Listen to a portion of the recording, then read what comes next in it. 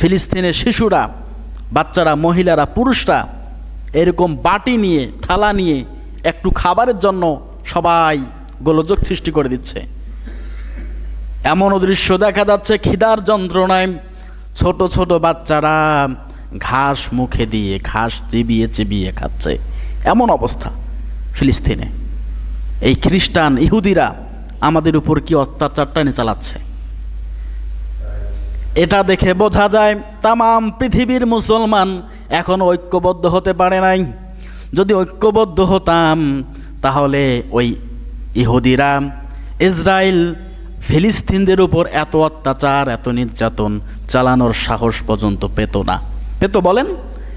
Iran এত বড় শক্তিশালী দেশ, সৌদি আরব বিশাল বড় দেশ, আমাদের বাংলাদেশ তার তুলনায় অনেক নগণ্য ছোট দেশ।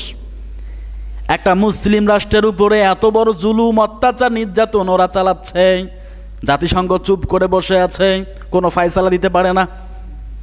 ইসরায়েল আর ফিলিস্তিনের যুদ্ধ আজ থেকে নয়, এটা কয়েক বছর থেকে চলে আসছে, অনেক বছর থেকে এটা চলে আসছে, সমাধান হচ্ছে না। অতর্কিতভাবে চুক্তি ভঙ্গ করে তারা বারবার ফিলিস্তিনের দিকে হামলা চালায়, কারণ ওদের লোভ, ওদের লালসা জেরুজালেমে এই বাইতুল মুকাদ্দাসকে নিয়ে, মসজিদুল আকসাকে নিয়ে তাদের ক্ষোভ আক্ষেপ।